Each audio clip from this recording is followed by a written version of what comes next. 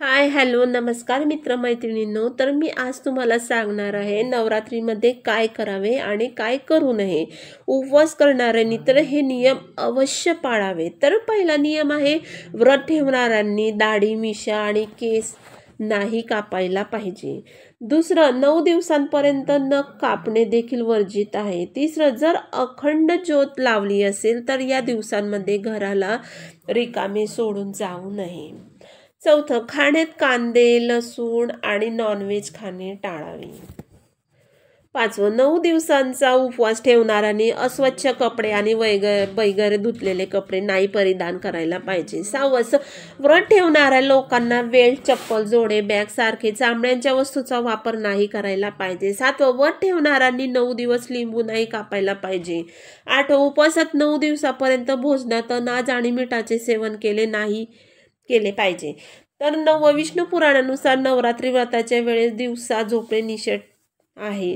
10, फलाहार एकाच जागेवर बसून केले पाहिजे. 11, चालीसा मंत्र किंवा सप्तशृंगीचे पठण करत आलास तर मध्ये दुसरी गोष्ट बोलणे किंवा उठण्याची चूक करू नये. यामुळे या पाठाचे फळ नकारात्मक शक्यता घेऊन जातात. 12, बरेच लोक भूक भागण्यासाठी तंबाखूचे सेवन करतात. ही चूक दरम्यान करू नये. व्यसनामुळे व्रत खंडित होते. शारीरिक संबंध स्थापित केल्याने व्रताचे योग्य फळ मिळत नाही. शांत घरात वर्षभर आनंद आणि समृद्धी नांदते. तुमच्या घरी नवरात्रीच्या 9 दिवसांमध्ये कोणत्याही प्रकारचे वाद, मतभेद किंवा मारामारी टाळा. नवरात्रीच्या काळात मांसाहार टाळण्याचा सल्ला दिला जातो. जर तुम्ही 9 दिवस अखंड ज्योती पाळत असाल तर तुम्ही पूजेच्या कोणत्याही नियमाचे आणि विधीचे उल्लंघन करणार नाही याची काळजी घ्यावी. दुर्गा मातेला तुम्ही जे काही अर्पण करता त्यात लसूण आणि कांदे नसावेत. असे काही लोक आहेत जे अनुष्ठान मानतात आणि पाळतात, म्हणून त्यांना नवरात्रीच्या 9 दिवसांमध्ये केस कापणे आणि मुंडन करणे टाळावे असे सुचवले जाते. नवरात्रीच्या काळात दुर्गा सप्तमीच्या श्लोकाचे पठण करणे शुभ मानले जाते. मात्र आपण हे योग्य प्रकारे करत असल्याची खात्री करा. जर तुम्हाला खात्री नसेल तर ते एखाद्या तज्ज्ञ पंडिताकडून करून घेणे उत्तम. नवरात्रीच्या 9 दिवसांमध्ये दारू आणि तंबाखूचे सेवन टाळावे. या 9 दिवसांमध्ये जो अनुष्ठान विधी पाळतो त्याला या शुभ काळात झोपणे टाळण्याचा सल्ला दिला जातो. तर नवरात्रीत पक्ष्यांसाठी पाण्याची आवश्यकता व्यवस्था करावी.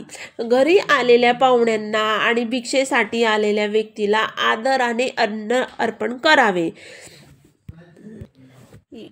यामुळे माता भगवती प्रसन्न होते आणि भक्तांना आशीर्वाद देते. उपवास करणाऱ्या व्यक्तीने चामुंड्यापासून बनवलेल्या वस्तू वापर करू नये. तर दुर्गा मातेची आरती करावी. पूजेदरम्यान काही चूक किंवा कमतरता असल्यास ती आरतीद्वारे पूर्ण होते असे मानले जाते. नवरात्रीच्या काळात पूजेसाठी देवीच्या भंग झालेल्या मूर्तीचा वापर करू नये. उपवास करणाऱ्या व्यक्तीने आपल्या स्वच्छतेची पूर्ण काळजी घ्यावी. स्वच्छ कपडे घालावीत आणि दररोज आंघोळ करावी.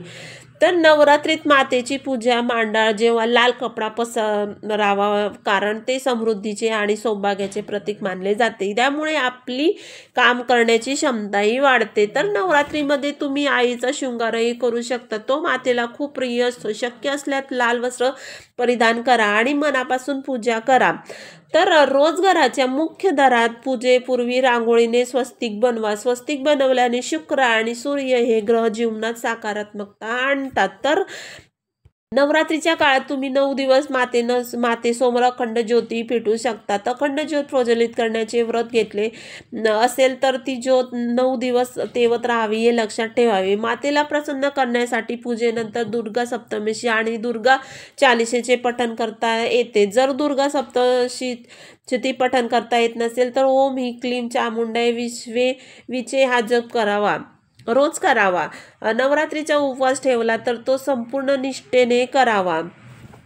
जर तुम्ही नवरात्रीच्या पहिल्या दिवशी कलशाची स्थापना केली असेल किंवा अखंड ज्योती लावत असाल तर या दिवसात घर रिकामे ठेवू नका. विष्णू पुराणानुसार नवरात्रीत दिवसा झोपणे वर्ज्य मानले जाते. तर मित्रमैत्रिणींनो, कसा वाटला तुम्हाला माझा व्हिडिओ? आवडला असेल तर नक्कीच लाईक, कॉमेंट्स आणि शेअर करा. हो, आणि सबस्क्राईब करायला विसरू नका. चला तर मित्रमैत्रिणींनो, भेटूया पुढच्या व्हिडिओमध्ये. तोपर्यंत बाय बाय. श्री स्वामी समर्थ सर्वांना.